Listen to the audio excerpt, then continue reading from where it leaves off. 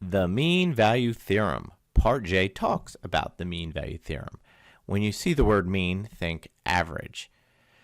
All right, in this question J, it wants to know why the mean value theorem applies on the interval x is -3 to x equals 4. I'm just going to highlight that part of the graph so I can refer to it. Okay, there it goes. Now, in order for the mean value theorem to apply, two things about the function must be true. The first thing, the function, now again, this particular question, J, is talking about the interval from -3 to 4. So the two things that must be true. F is continuous for all points on that closed interval, which is in fact true. For all points from -3 to 4, the function is continuous.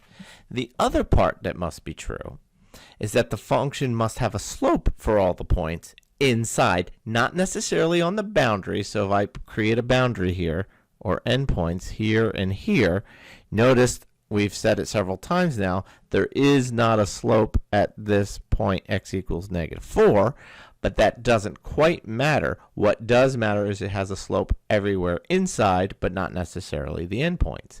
So f has a slope for all points on the opened interval -3 to 4. So since the function has both of these qualities, we say that the mean value theorem applies on that interval. Now I still haven't even said what the mean value theorem is. The mean value theorem basically connects the average slope to the instant slope.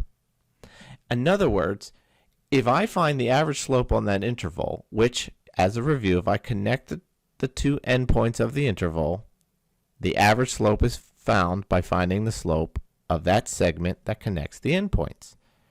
And so the mean value theorem says, as long as these two criteria are there, it guarantees that there's going to be some place in between the -3 and the 4 that the instant slope is equal to the average slope.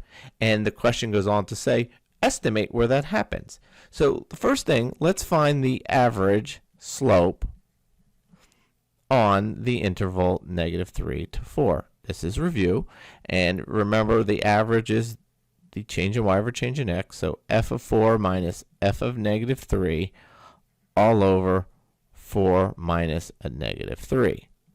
So what does that give us? 8 minus 5 over 4 plus 3, so that's going to give us 3 over 7. So that's the average slope. Now, somewhere along the curve between -3 and 4, the instant slope must also equal 3/7.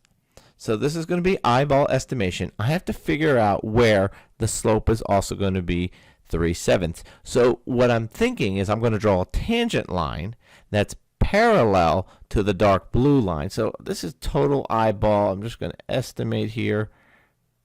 See how this light blue line is roughly parallel to the dark blue line, and I want to identify now where that happened. That happened about, let's say, here at x equals 1.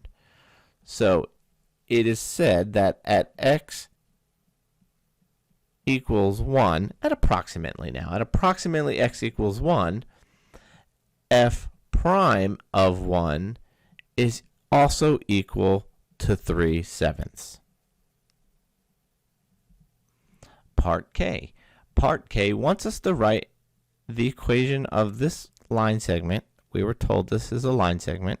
We want to find its equation using point-slope form. Do you recall point-slope form? Point-slope form is y minus y1 equals mx minus x1.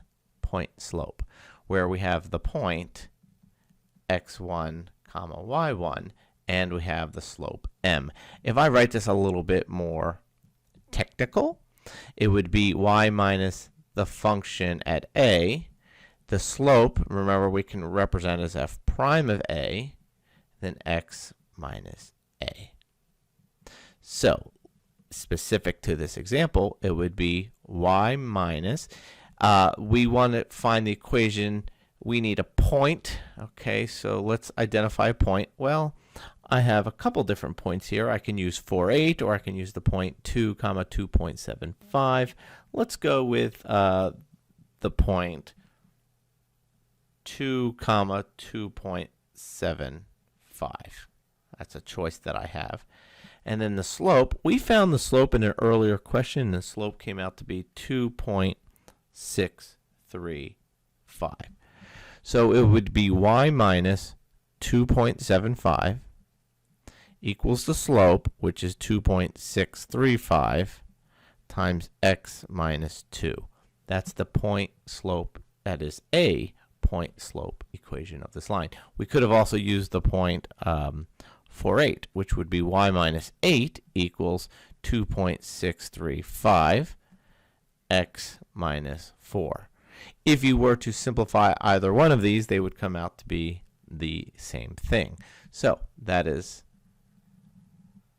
a way to write the point slope form of the line segment. And of course, that's true for x's between 2 and 4.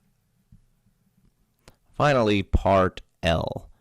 Part L wants us to come up with an equation of a tangent line. So the tangent line specifically at x equals 12, that's the equation that we want to come up with. We are fortunate enough to know the slope. I don't know the slope unless it was given in this case. It told us earlier that the slope at 12 was equal to negative 1.7, so that's given information. I also see here that I have the point 12,9. See, I want an equation of this tangent line, and so I have the point and I have the given slope, so all I need to do now is plug in the information. Y minus 9 equals negative 1.7 times x minus 12. That is point slope equation of the line tangent to the curve at x equals 12.